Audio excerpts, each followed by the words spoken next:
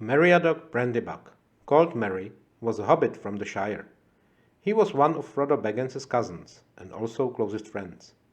Merry was born as an only child of Saradoc Brandybuck, the master of Buckland, and Esmeralda Took, the younger sister of Paladin Took II. Paladin's son, Peregrine Took, called Pippin, was therefore not only Merry's closest friend, but also his first cousin. Merry loved pony riding and also boats, which was pretty unusual for a hobbit. His greatest interest lied in maps, which brought him to the attention of Bilbo Baggins, who shared the same hobby. Merry was a frequent visitor to the Bag End, becoming very close to Frodo when he moved there to live with his uncle Bilbo. Merry was intelligent, perceptive hobbit, and so he discovered the existence of the ring Bilbo possessed long before the farewell party. After the party and Bilbo's departure, Merry guarded the Bag End, protecting Frodo from unwelcome visitors. He was the leading figure behind the creation of the conspiracy that included him, Pippin, Sam, and Fatty Bolger, and which spied on Frodo in an attempt to help him with his future adventure. Thus, when the time came for Frodo to set upon the quest of the ring and leave the Shire, Merry was well prepared and organized. He assembled their gear and had ponies prepared. As a Brandybuck, he also knew of and had a key to the gate in the high hay, leading the company through Old Forest in an attempt to avoid the Black Riders who were roaming the roads in the Shire. This shortcut served them well in the end, even though the hobbits were nearly trapped by an old man Willow while in the forest. But they met Tom Bombadil, who saved them from the old willow tree, and also later when they were crossing the Barrow Downs, where Merry acquired his sword, the Dagger of Westerness. While at Bree, Merry went for a walk in the evening and was nearly killed by a Nazgul, who arrived after sunset. When the hobbits reached Rivendell, he gladly studied maps and planned their next journey. But he was not one of the original members of the Fellowship of the Ring. Elrond wanted the two young hobbits, Merry and Pippin, to go back to the Shire with the news of Frodo's journey.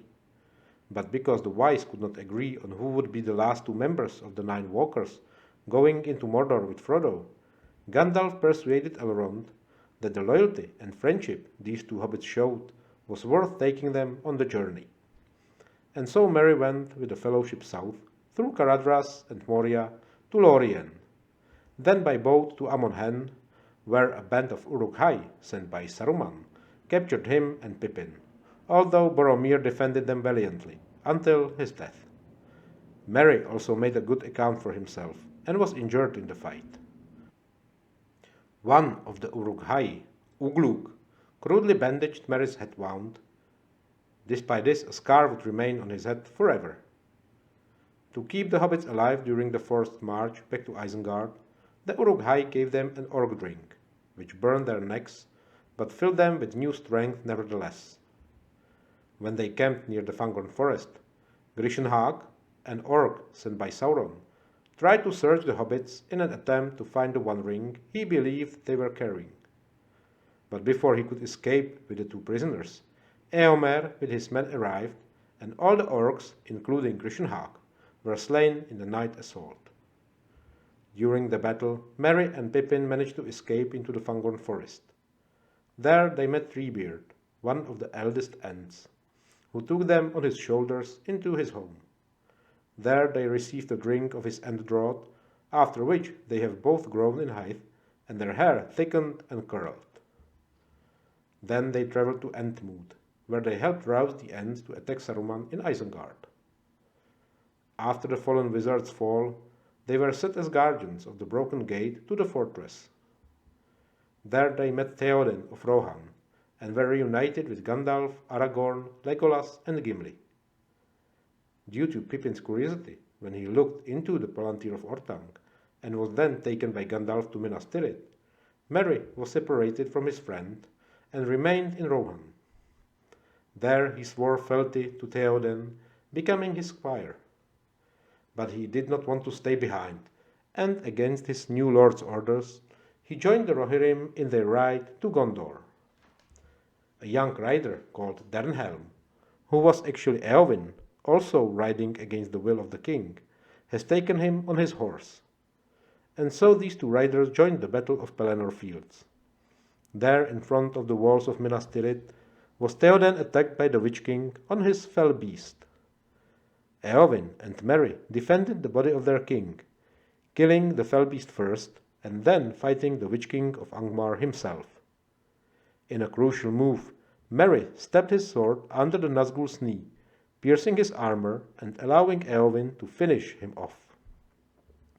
But the price was high, as the dark curse hit both Merry and Eowyn. The brave hobbit heard the last words of King Theoden, but lost consciousness shortly after. The honor guard of the Rohirrim, taking the king and Lady Eowyn into the city, did not notice the unconscious hobbit, and he was found only later by Pippin while wandering the city on his own. Aragorn's healing skills then saved him from the dark disease, but he had to remain in the Houses of Healing when Pippin left with the captains of the West to the Black Gate of Mordor. Merry recovered fully in time to tend to the wounded Pippin at the field of Cormorant, though. For his bravery, the new king of Rohan, Eomer, knighted Merry, giving him the name of Holtwain and the gear of the Knight of Rohan. Eowyn presented him with the Horn of Rohan as a personal gift from herself. This horn Merry put into good use when, back in the Shire, he was in the forefront of the Battle of Bywater, mustering the hobbits against Saruman's brutes. When the times calmed down, Merry married Estella Bolger and became master of Buckland, living at the Brandy Hall and Crick Hollow. He was the tallest hobbit ever, taller even than legendary Bandobras Toog, called the Bull Roarer. It was surely due to drinking the end draughts of Fangorn during his stay in Wellinghall with Treebeard. He wrote a book called Old Words and Names in the Shire. Although he was not recorded as having any children within the family trees, he had at least one son. When Merry reached the age of 102, he and Pippin returned to Rohan and Gondor, dying there a few years later. He was laid to rest in Minas Tirith, and when King Elessar died, both hobbits were entombed beside the great king.